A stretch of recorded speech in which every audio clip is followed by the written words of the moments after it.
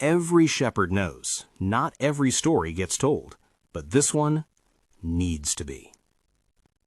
Imagine this: a woman, alone, on a hill in the blazing heat, no food, no shelter, no one coming to help her. And at her feet, the bodies of her 2 sons, not buried, not at peace, just exposed under the open sky. And every single day she is there, chasing away the birds, chasing away the wild animals, refusing to let anyone touch what was left of her children. How long did she do this? 7 months. 7 months alone on that hill. But who was this woman? Why were her sons killed in the first place? And who had the power to do something about it, but did nothing? And most importantly, did God see her? Her name is Rizpah, and her story is one of the most heartbreaking, most overlooked, and most powerful stories in the entire Bible. Most people have never heard her name. Today, we tell her story from the very beginning. To understand Rizpah's story, we have to go back to a time when a woman's value was often decided by the man who owned her. Rizpah was a concubine. That word might not mean much to us today, but in ancient times, a concubine was a woman bound to a king or powerful man. She had a relationship with him. She bore his children, but she was not his wife. She had limited rights, limited protection, limited voice. And the man who held Rizpah was King Saul. She was not a queen. She had no crown, no throne, no army behind her. But she had something. She had 2 sons, Armoni and Mephibosheth, and she loved them with everything she had. Then King Saul died, and the moment a king dies, everything shifts. Power moves, alliances crack. People who were protected yesterday are vulnerable today. After Saul's death, his kingdom did not immediately fall to David. There was a period of struggle. Saul's army commander, a powerful, proud man named Abner, was still loyal to Saul's house. He took Saul's son Ishbosheth and made him king over Israel. But then something happened that would drag Rizpah's name right into the middle of a political firestorm. Ishbosheth accused Abner, his own commander, of sleeping with Rizpah. Now think about this carefully. In that culture, taking a king's concubine was not just a personal act. It was a political statement. It was a way of saying, I am taking the throne. I have claim to this kingdom. It was an act of power. So whether the accusation was true or not, Rizpah was now a pawn in someone else's game. Abner was furious. He felt deeply insulted. And in his anger, he turned around and negotiated with David, handing over the very kingdom he was supposed to protect. Rizpah had no say in any of this. She was used as an accusation, a symbol, a political weapon. Her name spoken in rooms of power, and yet she stood in none of them.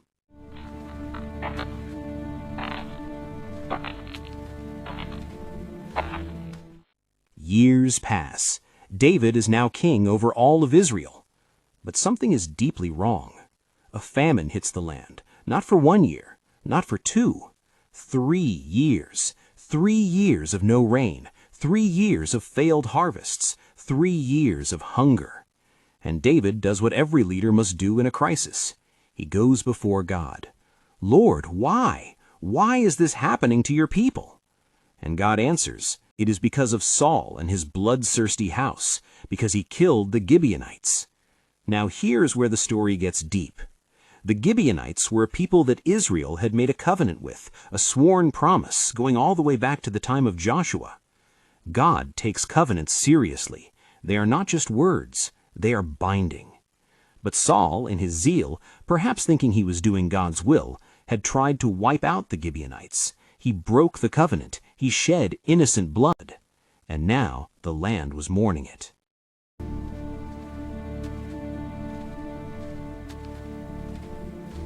David calls the Gibeonites. He sits before them. What will it take? What must I do to make atonement? What can I give you so that you will bless the people of the Lord?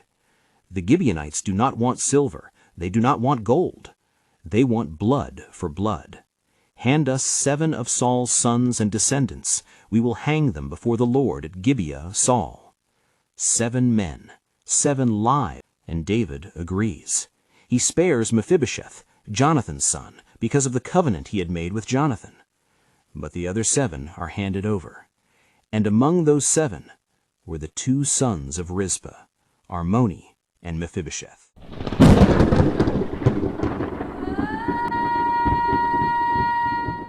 They were executed at the beginning of barley harvest, 7 men, 7 lives, 7 sons from the house of Saul. And the bodies were left there. In the ancient world, this was more than death. Leaving a body unburied was a deep humiliation. It meant no peace, no rest, no honor. It meant your name was erased. The birds would come, the animals of the night would come, and there was no one to stop them. No one except a mother.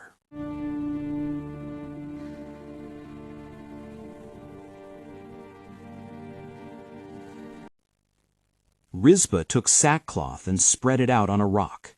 Sackcloth, the cloth of mourning, the cloth of grief. And she sat down, from the beginning of harvest all the way to the rains. Harvest in Israel begins around April or May. The rains come around October or November. That's 5 to 7 months.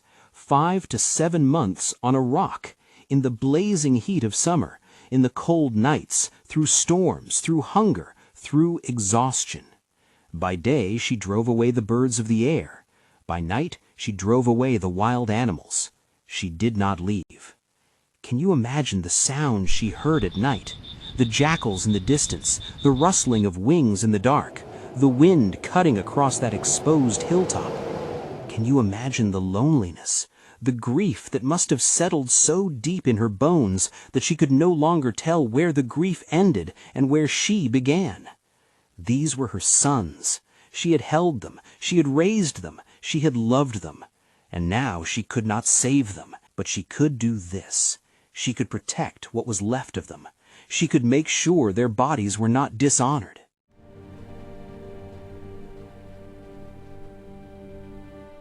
Think about what Rizpah was doing with her silence. She had no army. She had no political power. She could not overturn the king's decision. But she could witness. She sat there and said, without words, "This is not right. These were human beings. These were my children, and I will not pretend otherwise." People saw her. Word spread. And eventually, the news reached King David. And what David did next changed everything. My lord, the news is grave. No, not. When David heard what Rizpah had done, he was moved. He remembered the dead. He went and retrieved the bones of Saul and Jonathan, his dear friend Jonathan, from the men of Jabesh-Gilead, the men who had honored Saul with a proper burial years before.